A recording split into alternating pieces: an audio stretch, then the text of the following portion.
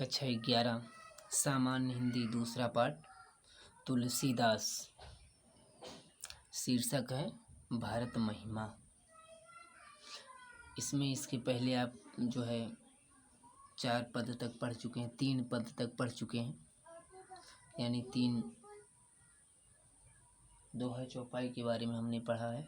अब हम जो चौथा पढ़ेंगे वो है छंद। सबसे पहले हम देखेंगे सन्मान सुरमुनि बंदी बैठे उत्तर दिस देखत भय। सन्मान माने सम्मान करके, सुर माने देवता, मुनि माने मुनियों की, बंदी माने वंदना करके, बैठे माने बैठे, उत्तर दिश माने उत्तर दिशा की ओर, देखत माने देखत भय देखने लगते हैं, नभ माने आकाश, धूल माने धूल से, खग मृग खग और यानी पक्षी और मृग, भूरी माने अत्यंत तेजी के साथ, भागी माने भागे आ रहे हैं, विकल माने व्याकुलता पूर्वक, प्रभु माने प्रभु श्री रामचंद्र जी के आश्रम गए माने आश्रम की ओर। तुलसी उठे अवलोक कारण, तुलसी दास जी कहते हैं प्रभु श्री राम उठे माने उठते हैं, अवलोक माने देखने के लिए, कारण माने कारण को, काह माने क्या है, चित्त माने चित्त, चकित माने चकित, रहे माने रह जाता है, यानी सभी जीवों को भागता हुआ जब वो देखते हैं। और आकाश, उत्तर दिशा का आकाश जो है धूल से धूसरित है, छाया हुआ है, तो उस दृश्य को देखकर भगवान राम आश्चर्यचकित हो जाते हैं। सब समाचार, किरात माने एक जंगली जाति है, किरात, कोल्हन माने कोल्ह भील जिसे हम कह सकते हैं, है ना। तो आई माने आई, तही माने उस, अवसर माने समय, कही माने कहते हैं।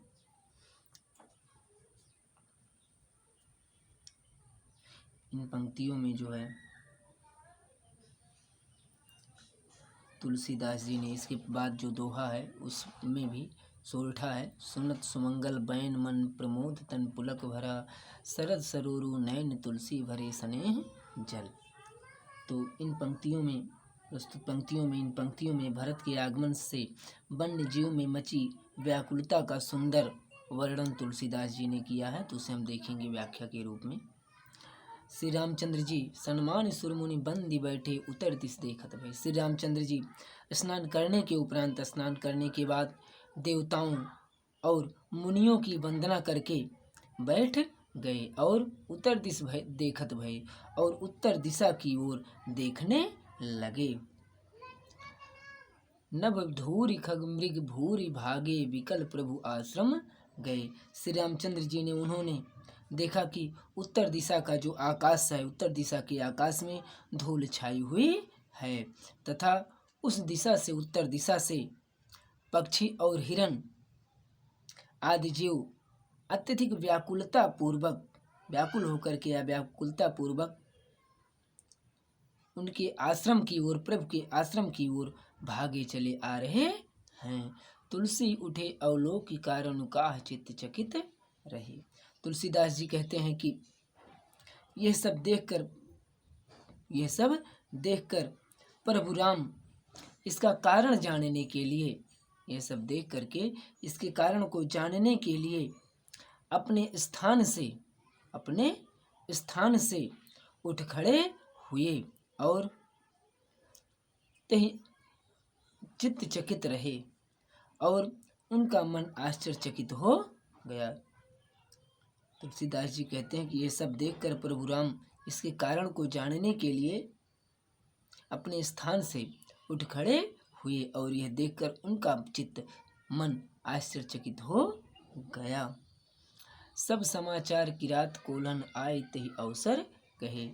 उसी समय कोल और भील आदि जाति के लोगों ने आकर श्री रामचंद्र जी से सब समाचार कहे कि भरत जी सेना सहित उनसे मिलने के लिए आ रहे हैं। उसी समय किरात और भील जो लोग हैं, उन सभी ने आकर भगवान रामचंद्र जी को समाचार बताया कि भरत जी सेना सहित उनसे मिलने के लिए आ रहे हैं। अब हम जो सुरठा भी देख लेंगे। सुनत माने सुन करके, सुमंगल माने कल्याणकारी, बैन माने वाणी, मन माने मन, प्रमोद माने प्रसन्नचित, तन माने शरीर, पुलक माने पुलकित रोमांचित, भर माने भरना, शरद माने शरद ऋतु के, सरोरु माने कमल के समान, नयन माने नेत्र, तुलसी माने तुलसीदास जी कहते हैं, भरे माने भर जाता, स्नेह माने स्नेह रूपी जल माने। तुलसीदास जी कहते हैं कि कोल और भीलों के ये सुंदर वचन सुन करके श्री रामचंद्र जी का जो मन है, श्री रामचंद्र जी का जो मन है, सुनत सुमंगल बहन, कोल और भील जात के लोगों से यह सुंदर वचन सुन करके श्री रामचंद्र जी का मन आनंद से, प्रमोद से भर गया तथा तन पुलक भरा और उनका शरीर पुलकित हो गया। साथ ही सरल सरोरु नयन तुलसी भरे सरोरु जल।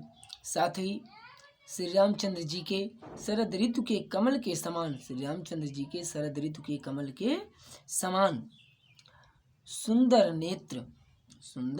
नेत्र प्रेम रूपी अश्रु से भर गए। अब हम इसमें जो है काव्य सौंदर्य के तत्व देखेंगे बच्चों।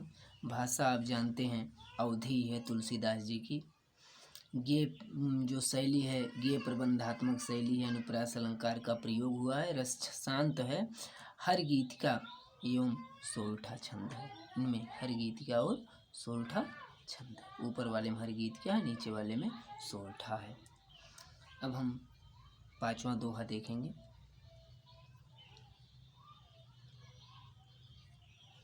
भरतहि होय न राजमधु विधि हरिहर पद पाई, कबहू की काजी सीकरन क्षीर सिंधु बिनसाई। भरतहि माने भरत को, होई माने हो सकता है, ना माने नहीं, राजमधु माने राज्य प्राप्ति का अभिमान, विधि माने ब्रह्मा, हरि माने भगवान विष्णु, हर माने भगवान शंकर का, पद माने पद स्थान, पाई माने पाकर भी, कबहू माने कभी, कबहू की कभी क्या, काजी यानी जिसमें राई का पानी, जिसमें जो है राई नमक मिर्च के योग से बना जो खट्टा पेय होता है उसी को हम काजी कहते हैं। सीकरन बूंदों से, सीकरन माने बूंदों से, क्षीर सिंधु माने क्षीर सागर, दूध का सागर, भगवान विष्णु का निवास स्थान, बिनसाई माने नष्ट किया जा सकता है।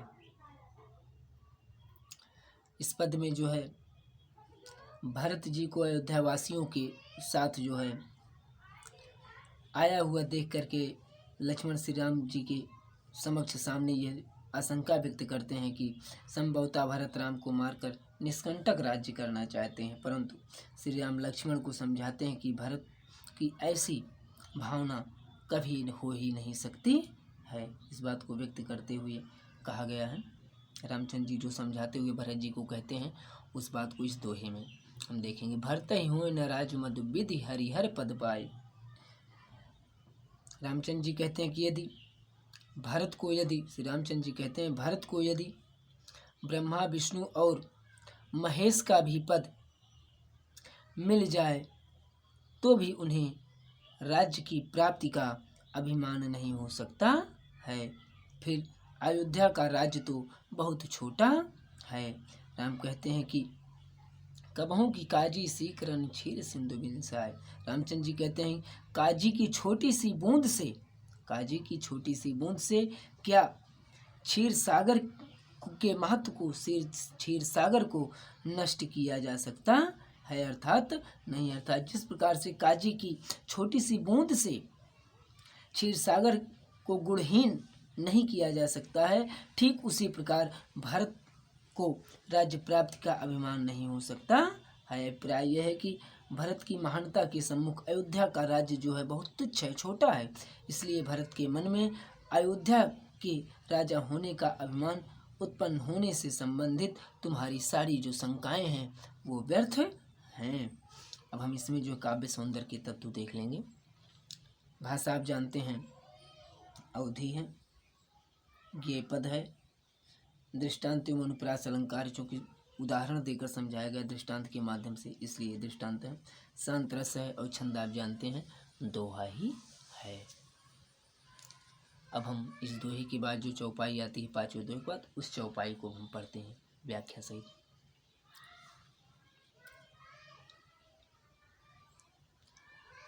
तिमिर तरुण तरनहि मकुगिलई। तिमिर तरुण, तरुण माने दोपहर, तिमिर माने अंधकार, तरुण माने दोपहर का, तरिनहि तिमिर तरुण तरिनहि माने बहुत तेज धूप, तरुण तरी नहीं, बहुत तेज धूप। मकु माने चाहे, गिलई माने निगल जाए, गगन माने आकाश, मगन माने मग्न से तात्पर्य। मकु चाहे, मेघई माने बादलों को मिले माने मिला ले। गोपद गाय के पैर से बने हुए गड्ढे से, जल माने भरे हुए जल में, बूढ़े माने बूढ़े डूब जाए, घट जोनी, घट माने घड़े से, जोनी माने उत्पन्न होने वाले अर्थात ऋषि अगस्त। सहज माने स्वाभाविक, क्षमा माने क्षमाशीलता को, बरु माने चाहे, छाड़े माने छोड़ दे, छोनी माने धरती, छोनी माने पृथ्वी धरती। मशक माने मच्छर, फूंक माने फूंक कर, मक माने चाहे, मेरु माने सुमेरु पर्वत को, उड़ाई माने उड़ा दे। होई माने हो सकता है, ना माने नहीं, नृप मधु माने राज्य प्राप्ति का, राजा बनने का अभिमान, भरतहि माने भरत को, भाई माने हे भाई लक्ष्मण। लखन हे लक्ष्मण तुम्हार माने तुम्हारी, शपथ माने कसम, पित माने पिता की, आन माने मर्यादा। शुचि माने पवित्र, सुबंध माने सुंदर, भाई नहीं माने नहीं है, भरत माने भरत के समान माने समान। सगुन माने सभी गुणों से युक्त, खीर माने खीर दूध, अवगुण माने अवगुण, जल माने जल, ताता माने उसमें से तात्पर्य। मिलई माने मिलाकर, यानी गुण रूपी दूध और अवगुण रूपी जल। मिलई माने मिलाकर, रचे माने रचना की है, प्रपंच पर पंच, विधाता प्रपंच माने मोह माया से युक्त, विधाता माने ब्रह्मा जी, या प्रपंच से हम संसार भी लगा सकते हैं अर्थ। भरतु हंस, भरत रूपी हंस, रवि वंश, सूर्य वंश रूपी तड़ागा माने तालाब में, जन्म माने जन्म लेकर, कीन माने किया, गुण माने गुण, दोष माने दोष का विभाग माने अलग, अर्थात हंस का कार्य है दूध और पानी को अलग करना। अर्थात भरत रूपी हंस ने दूध को ग्रहण कर अवगुण रूपी जल को क्या कर दिया, त्याग दिया। गहि गुण, गहि माने पकड़ना से तात्पर्य, कहना से तात्पर्य। गुण माने गुण, पय माने जल, तज माने त्याग दिया, अवगुण माने अवगुण, बारी माने जल। यहाँ गलती हो गई। गुण माने गहि माने ग्रहण करना, गुण माने गुण रूपी, पय माने दूध को, तज माने त्याग दिया, अवगुण माने अवगुण रूपी, बारी माने जल को। निज माने अपने, जस माने यश से, जगत माने संसार में, कीन माने कीना, उजियारा माने उजाला, उजियारा माने उजाला। कहत भरत गुणशील स्वभाव, कहत माने कहते हुए, भरत माने भरत के, गुण माने गुण, शील माने शील, स्वभाव माने स्वभाव के बारे में। प्रेम माने प्रेम, पयोध माने सागर में, मगन माने मगन, रघुराई माने श्री रामचंद्र जी। अब हम इसमें देखेंगे, प्रसंग देख लीजिए। इन पंक्तियों में जो है तुलसीदास जी ने भरत की महिमा का वर्णन करने के साथ साथ श्री रामचंद्र जी के भ्रातृत्व प्रेम, भाई के प्रति स्नेह, चरित्र की दृढ़ता का वर्णन किया है। लक्ष्मण के द्वारा उकसाए जाने पर भी जो है शांत चित्त वाले श्री रामचंद्र जी यही कहते हैं, भरत को राज्य का अभिमान कदापि हो ही नहीं सकता। और इसी बारे में जो है वे श्री रामचंद्र जी लक्ष्मण जी को बताते हुए कहते हैं कि तिमिर तरुण तरनिह मकु गिलई। श्री रामचंद्र जी कहते हैं कि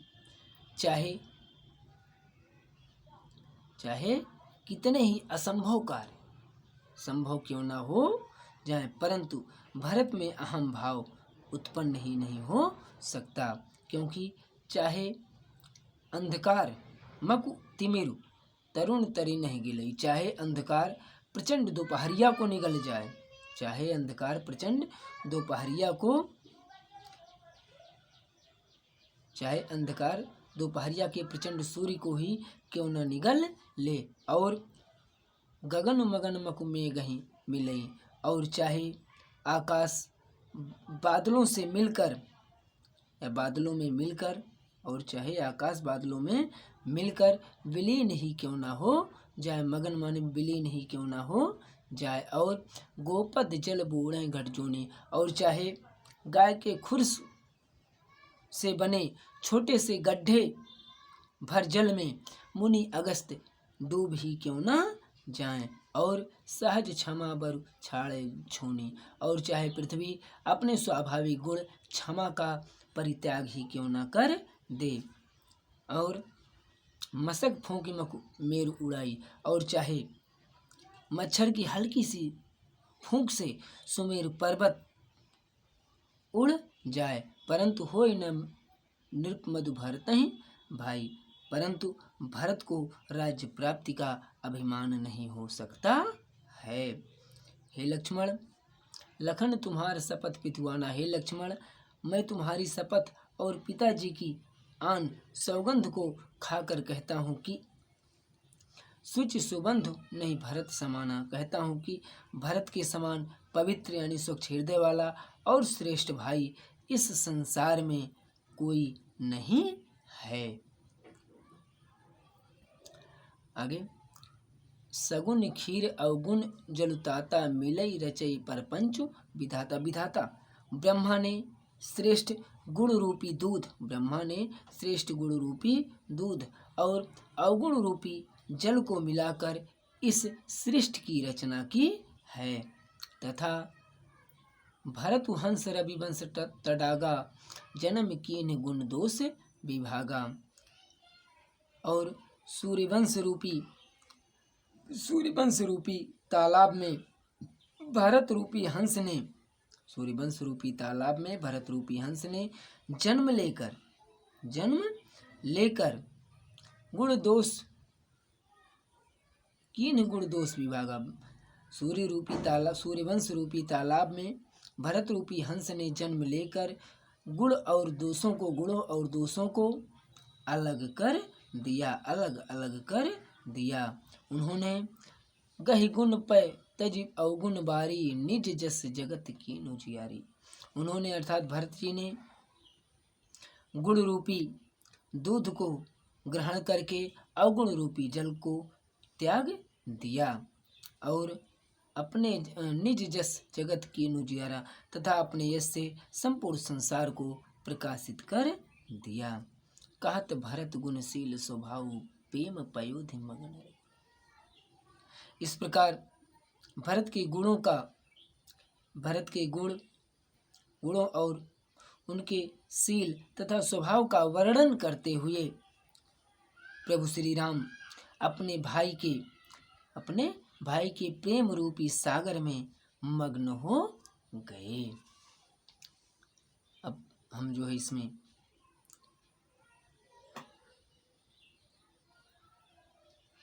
काव्य सौंदर्य के तत्व देखते हैं। भाषा आप जानते हैं अवधेय है, शैली की पद है, अलंकार, रूपक, अनुप्रास तथा अतिशयोक्ति बहुत बढ़ा चढ़ाकर वर्णन किया गया, इसलिए यहाँ अतिशयोक्ति है। शांत रस है और इसमें जो आप जानते हैं ऊपर की दो लाइनें जो हैं दोहा हैं और नीचे की चौपाई है। बच्चों इसके बाद छठा दोहा और उसके नीचे दिए हुई चौपाइयों को हम अगले वीडियो में व्याख्या करके बताएंगे। आज के लिए बस इतना ही।